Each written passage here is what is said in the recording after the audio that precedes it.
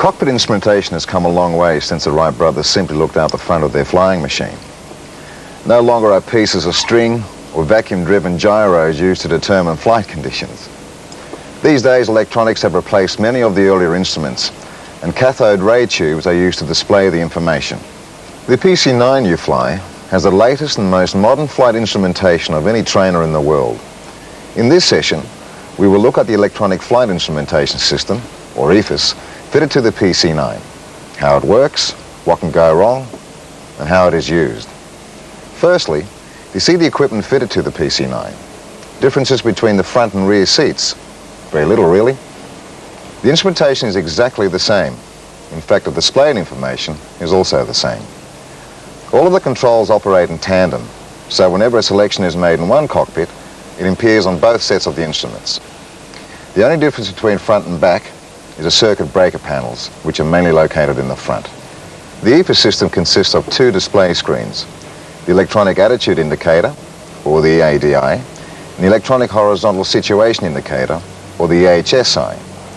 The EFIS control panel and the heading select panel are located here immediately beneath the EHSI. There is also an EFIS swap button here, under COM2.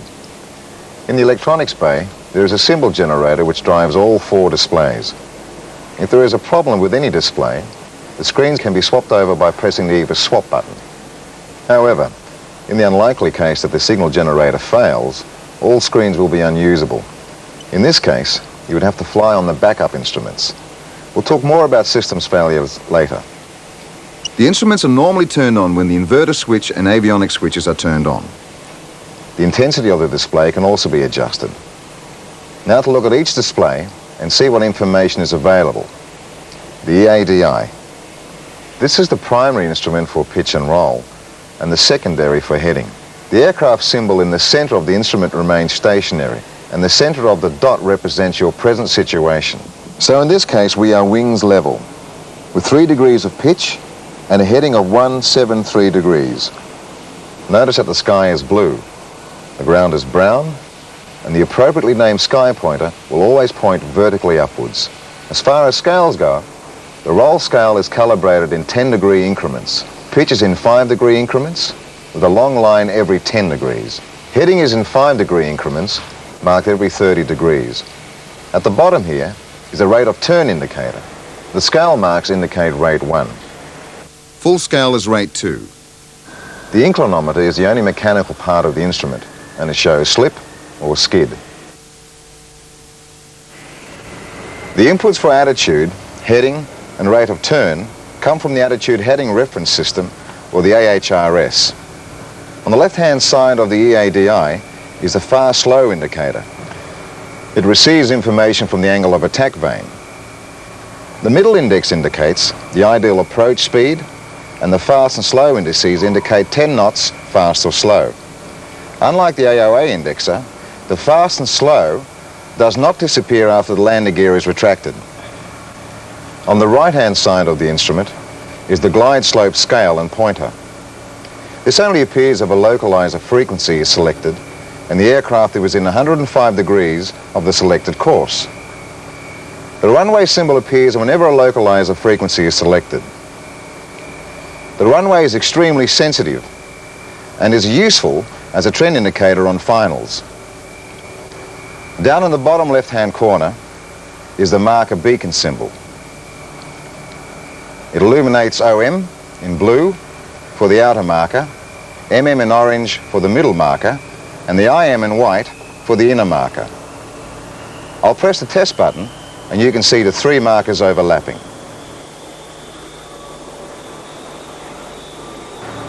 The marker beacon is active whenever the marker receiver in the VHF nav receiver detects a signal.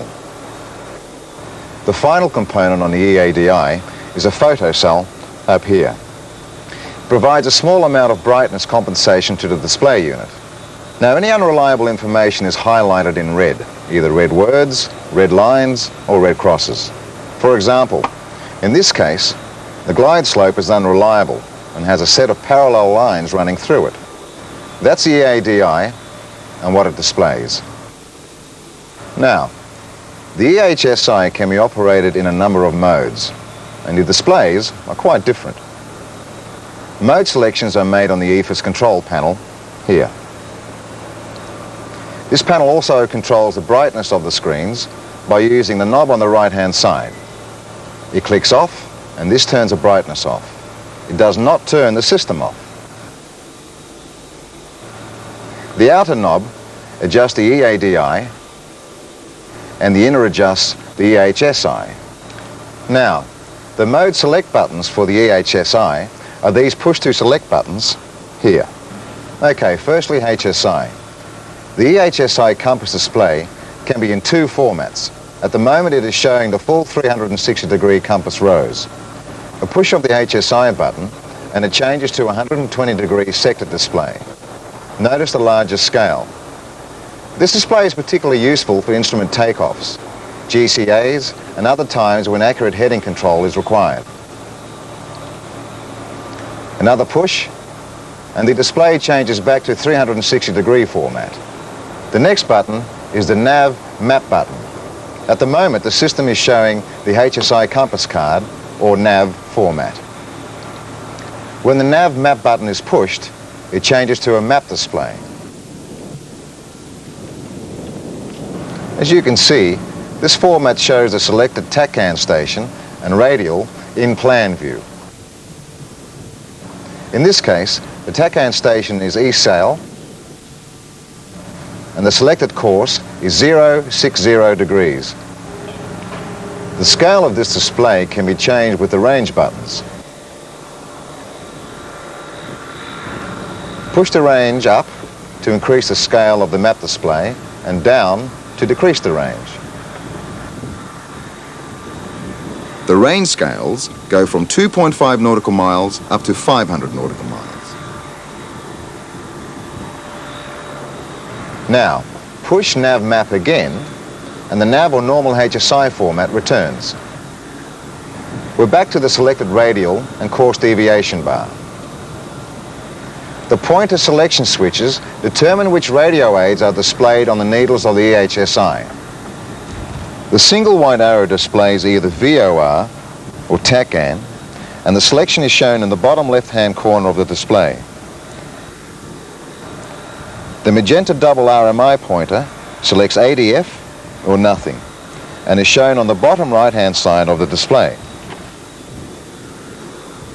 The nav button selects VOR, localizer, or TACAN, depending on which is tuned on the VHF nav set, to be used for the CDI and radial displays on the EHSI. In this case, the TACAN. ADF selects the tuned NDB as the displayed aid. The format the same for nav. In this case, the ESAL NDB. Now remember the differences here. The pointer selection switches control the white and magenta pointers on the EHSI, and the nav and the ADF buttons control which aid is being used for the green CDI or primary display.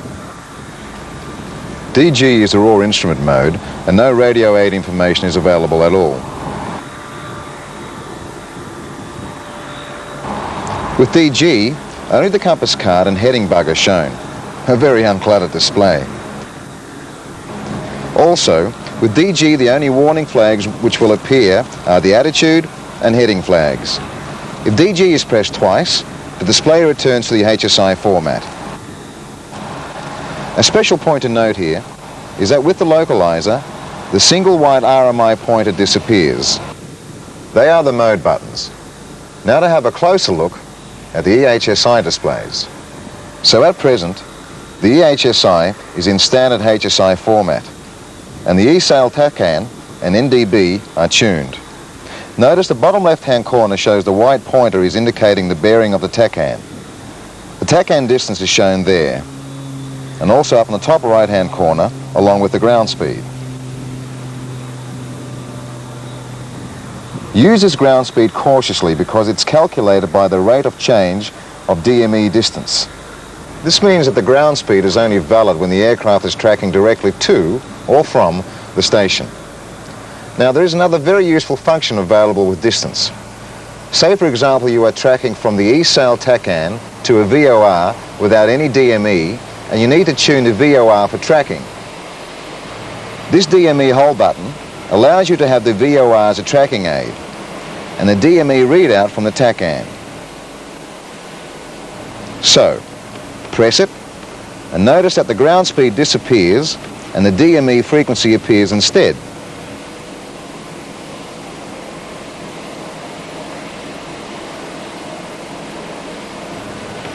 I've now selected the VOR frequency for Malakuta, and the ESAL DME remains.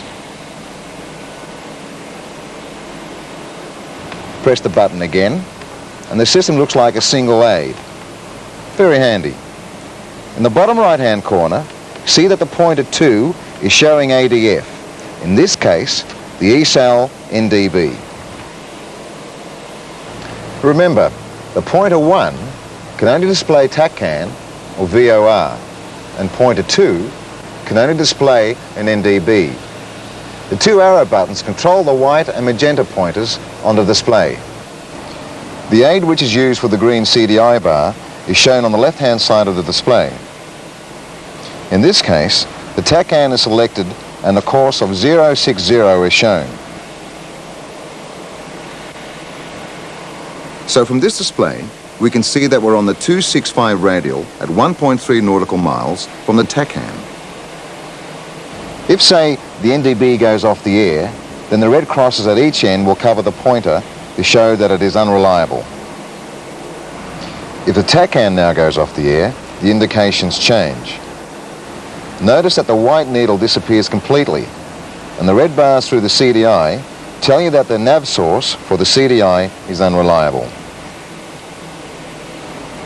The green course deviation indicator is calibrated so that each dot represents 5 degrees in all modes except localizer. With localizer, the dot is a function of the ILS installation. The to from indicator indicates directions to a station in all modes except localizer when it is out of view. The black lubber line or heading symbol indicates a present heading, and the orange heading bug moves around the compass card to show selected heading, like this.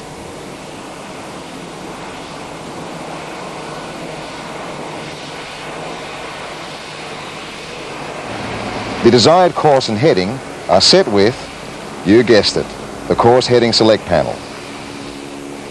Now, there is a special time-saving function with these knobs. Rotate them normally to set a course or heading. But if you pull the course knob momentarily, the CDI will center and give you the direct course to the selected station.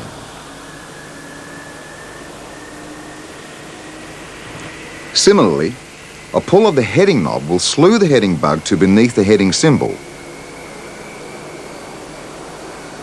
So much for the standard HSI display. Remember that if the HSI button is pressed, we get a 120-degree sectored format. There, that's it. The main difference here is that you lose 3/4 of the compass card, so it's much easier to read the compass accurately. A digital heading bug readout is also shown under the heading bug. There are range markers with a half full scale distance shown on the inner circle.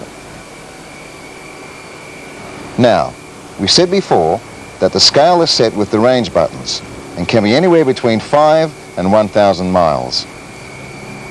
The increments for the inner scale are 0.5, 5, 10, 20, 40, 80, 120, 160, and 500. Also at the bottom of this sector display is a CDI presentation and to from indicator.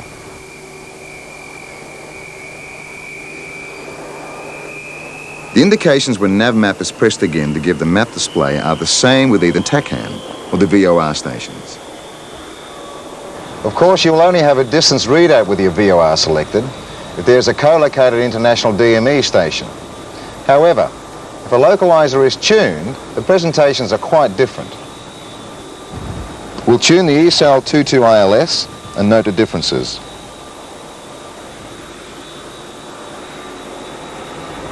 Right, the final course is 224.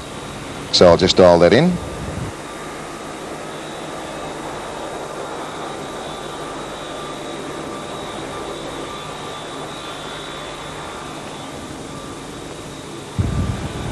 Now, notice that there is a glide slope scale and pointer on the right-hand side. This only appears localizer selected when the dial course is within 105 degrees of the aircraft heading. Notice also that it has appeared on the EADI. The other point to notice with the localizer is that the single arrow bearing pointer is gone. Press nav map again to switch back to the HSI format, and the presentation changes to the full compass rows. Distance will also be blank unless the ILS has co-located DME. The only other mode to look at with the HSI button is ADF. As you can see, the presentation is the same for VOR or TACAN. There will be no DME or ground speed available with ADF, and of course the accuracy is much less. The bearing accuracy is plus or minus 3 degrees, and your tracking tolerance is plus or minus 5 degrees. With the VOR, the accuracy is plus or minus 0.5 of a degree. Alright, that covers nav mode. Now for the map mode. This is really only useful for en route navigation or instrument work because it gives a map-like presentation of your flight.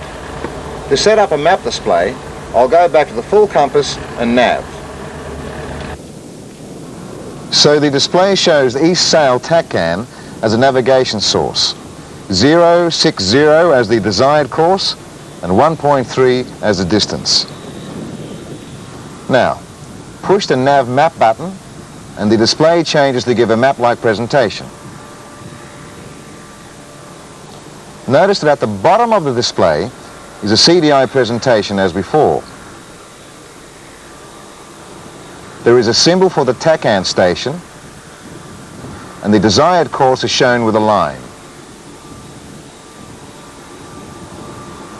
The range circle displays the scale in nautical miles. The outer circle map also works in the 120-degree format. This display is similar to the sector display from before, except that this time, the 2 from annunciator above the aircraft symbol is replaced with the 2 from near the course readout. The digital heading readout is also back. The limitation with MAP is that it's only useful for TACAN or VORTAC stations. It will not draw symbols for any other radio aids.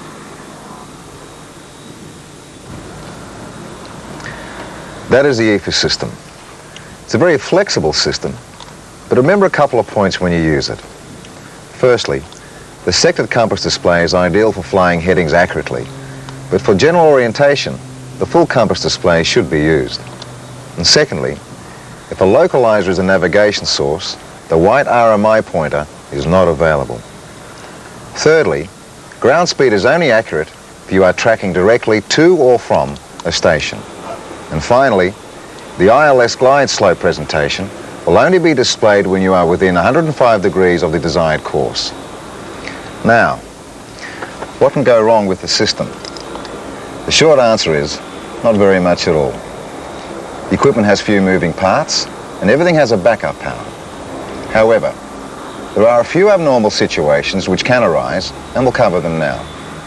Firstly, as I mentioned earlier, all 4 display units are driven by a single symbol generator. If it's not your day, and it fails, you will have to fly under standby instruments. But, if a display screen fails or is unusable, simply press the EFIS swap switch here. The 2 screens swap over, and the switch illuminates to remind you. That is quite straightforward, but what if the control panel fails and you can't make any selections? In this case, the symbol generator will automatically set the EHSI picture to a standard HSI format, and a yellow CP off will be displayed in the upper left-hand corner of the EHSI. The symbol generator will also select nav for the nav mode so that you have a VHF radio aid on the EHSI. both the RMI needles will disappear. The heading bug will slew to the lover line and then follow the compass card, and the course pointer will slew direct to the station and stay there. That all sounds a bit complex, but in fact it's easy to use if you're ever unlucky enough to lose both control panels. So how does a system know if there's been a failure?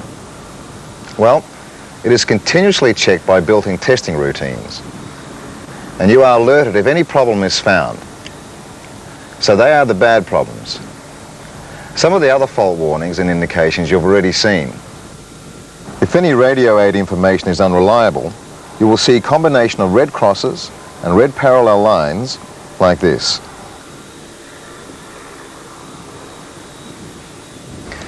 If you see attitude foul, heading, or SG in red, you know the information is unreliable.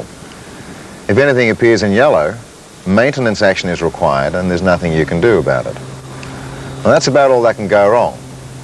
And don't forget, the basic airmanship point of checking circuit breakers before pulling the handle, it could save you a lot of paperwork later. Now, to see the equipment in action, we'll fly a short sortie just to see how the system works airborne. We're taxiing at Laverton, and the Laverton NBD and TACAN are tuned.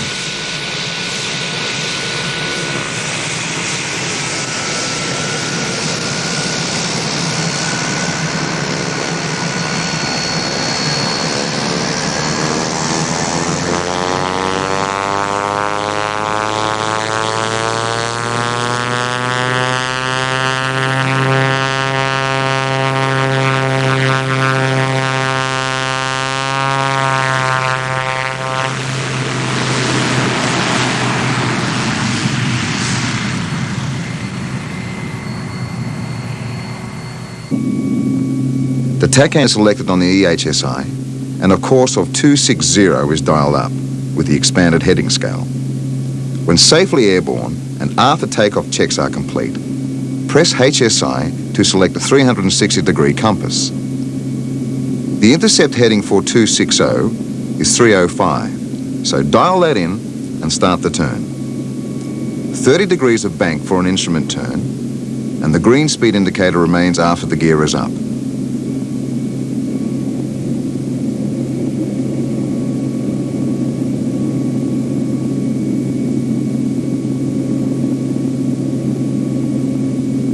Notice here that we are tracking away from the TACAN, which is the white needle, and that we are passing a beam, the NDB, which is the double needle.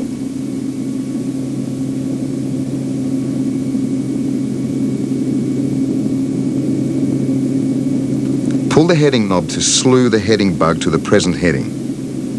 Notice the ground speed is in the top right-hand corner. It's only valid when you're tracking directly to or from the station. Now for the level off.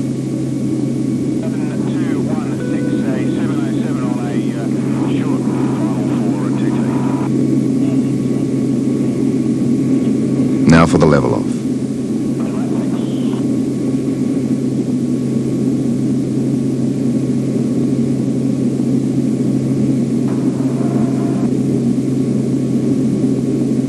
Right. Time to take a closer look at the various functions. Firstly, nav map for the map display. Three things here. Firstly, the TACAN symbol and the course line. Secondly, the CDI presentation at the bottom of the screen. And thirdly, the from indication is in the top left-hand side of the screen. Press the range knobs to vary the scale, like this, and notice the aid symbol disappears with a 2.5 mile scale. Also notice the ground speed.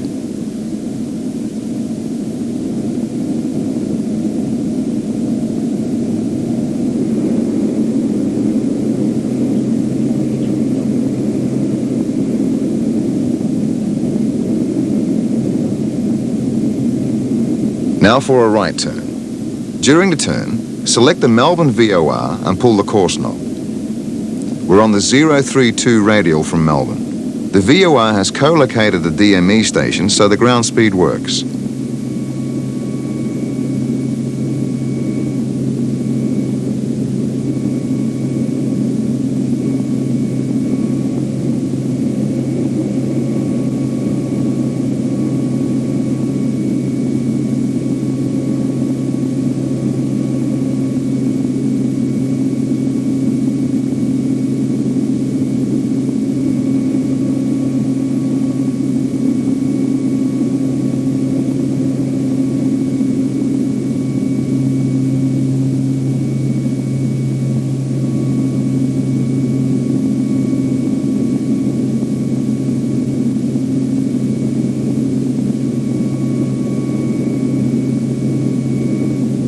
Now reselect TACAN and press the DME hold button. We are still tracking to the Melbourne VOR, but the distance is now from the Laverton TACAN, and the ground speed disappears. Now to display the NDB. Also press the ADF button, so the NDB is the primary aid, but is less accurate. It works the same as the VOR and TACAN.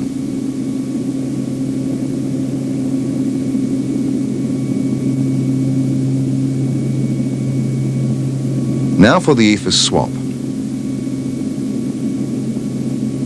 The screens simply swap over, so press it again for the EHSI. There can't be a proper map display with ADF, so press nav map again for the normal presentation. Now to select the localizer. Notice the glide slope scale, and that the to from has disappeared.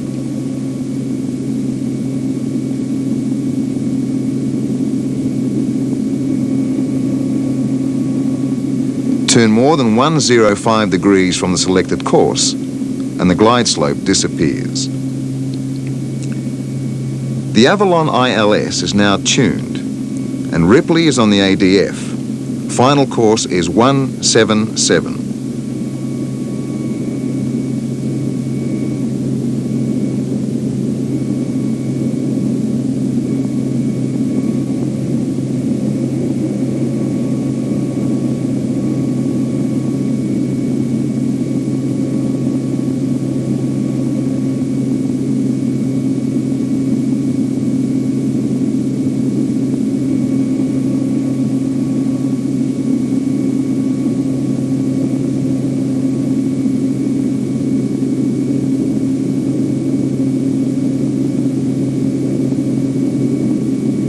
So, to fly the ILS, we're almost on the finals course and 1 dot below glide slope.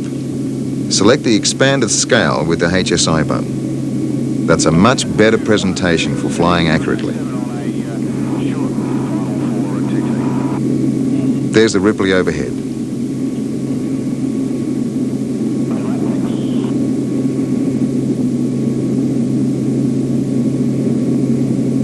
On the EADI, notice the runway and the glide slope scale. The runway symbol is very sensitive and is useful for identifying trends.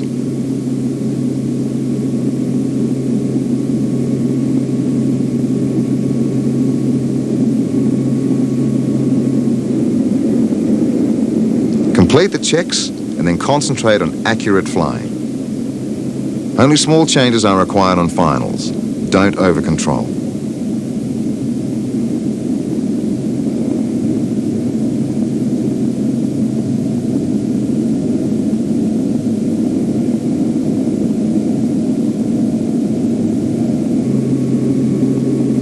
The blue outer marker appears at the bottom left-hand corner.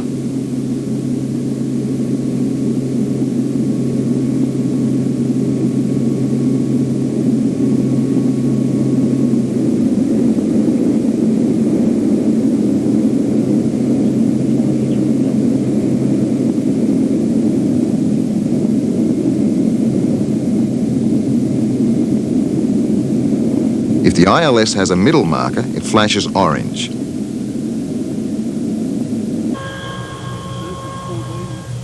Don't forget to look up for the landing.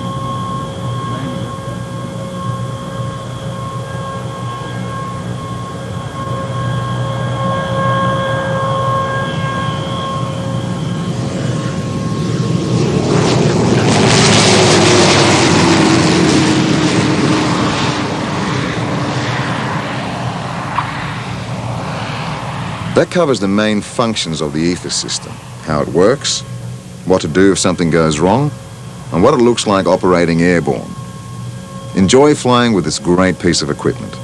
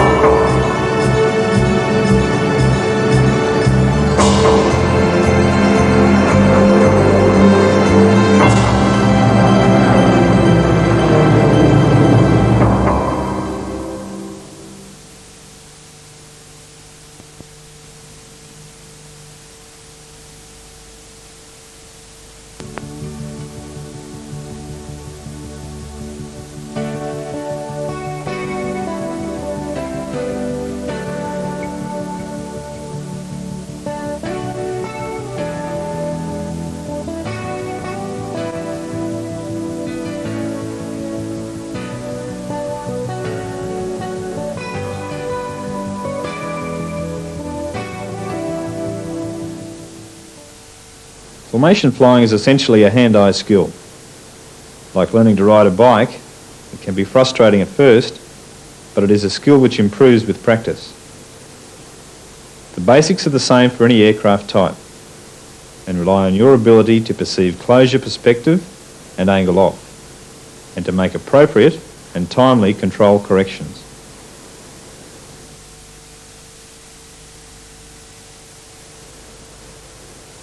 Let's begin with station keeping, the building block for all formation sequences. In echelon, visually position the white nav light of the other aircraft over the exhaust stub to define vertical and longitudinal position. Use the leading edge of the tailplane for lateral spacing. Note the scan from the echelon line to the tailplane. In line astern formation, visually place the COM1 antenna over the air brake hole for vertical and lateral spacing. Gauge longitudinal spacing by the relative size of the other aircraft. Remember, 99% of your time on the wing must be spent looking at these lines. To maintain station in echelon, first fix any vertical errors, then longitudinal, then lateral. Up on the plane.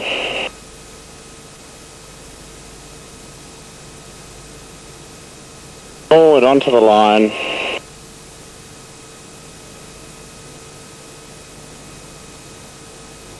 In along the line. To maintain station in line astern, correct lateral errors first, then vertical, then longitudinal. Across. Up. And forward.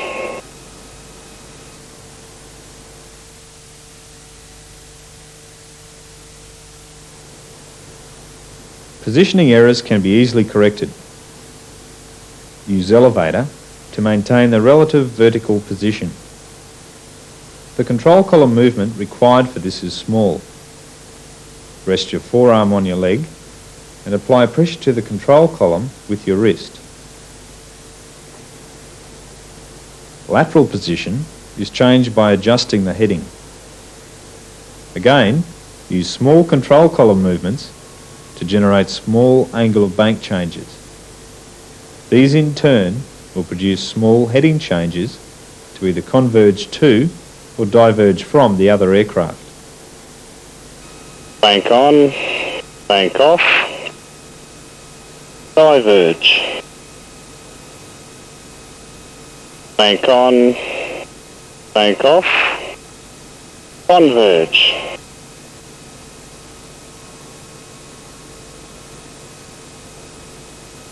Bank on, bank off, parallel.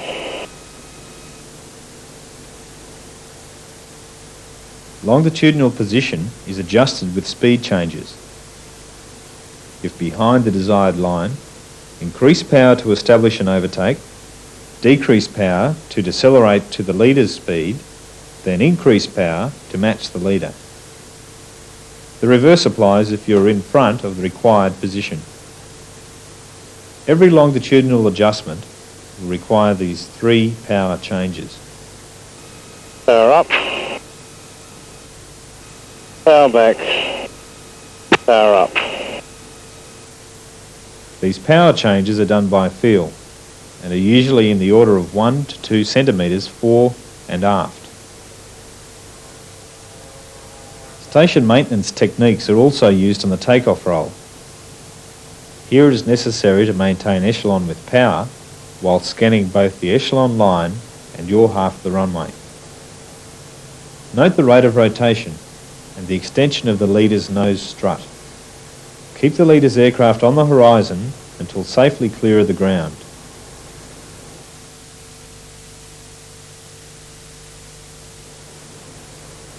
Once position maintenance has been mastered, it's a simple extension to change station. In this example, note the rate of movement and the key position at which backward movement is stabilised. 32 going echelon left. Thumbs up.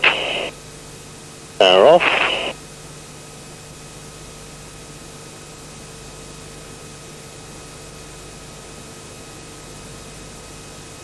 Stabilise. Bank on. Bank off.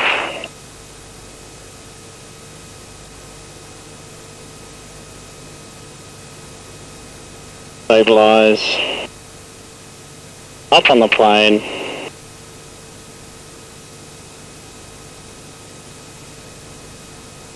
Forward onto the line. In on the line. Should you encounter the lead's wingtip vortices, fly down to regain clean air before moving sideways.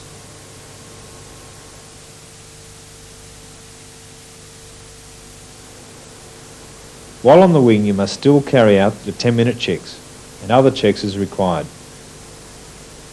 In order to fly off the lead, you'll only be able to look at one indication at a time. Scan each item quickly and think about what you've seen while looking at the leader. Scanning of the skid ball is still necessary to maintain balanced flight and accurate station keeping. Okay, for the 10-minute check, we're in position. Engine, torque, ITT, and G, all temperature, all pressure, N2 hydraulic pressure,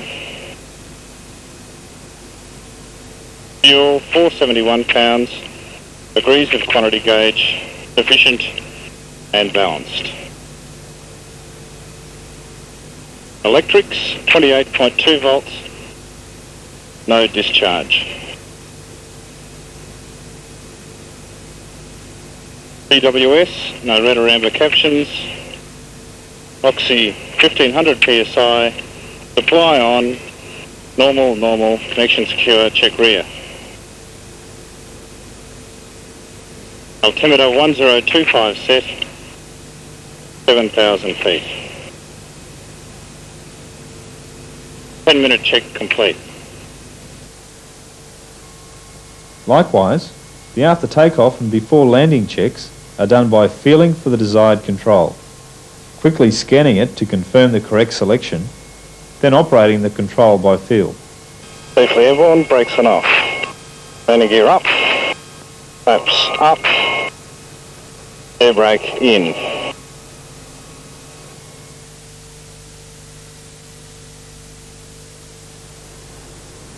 Turns in echelon use the same techniques of station maintenance, except that the power will need to be increased during the roll into the turn away and decreased during the roll out. The opposite is true for a turn towards the wingman. Note the roll rates in this sequence.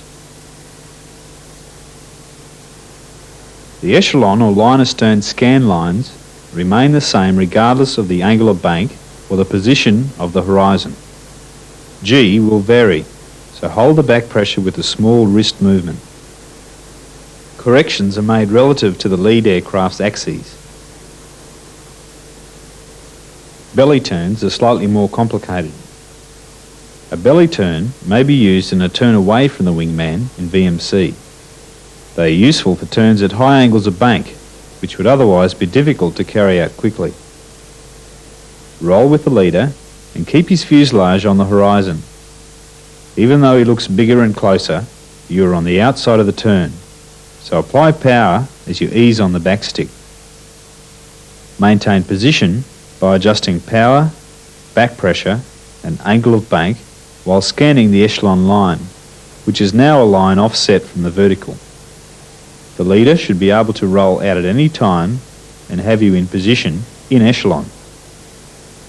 Note the different roll rates used by the leader for roll in and roll out.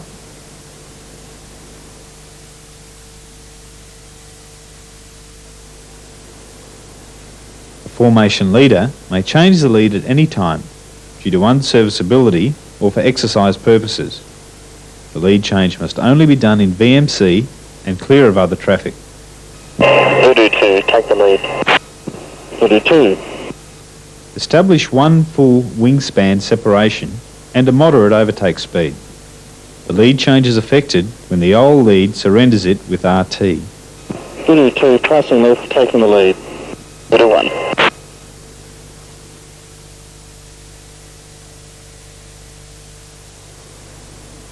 Let's recap on some of the major points of close formation flying.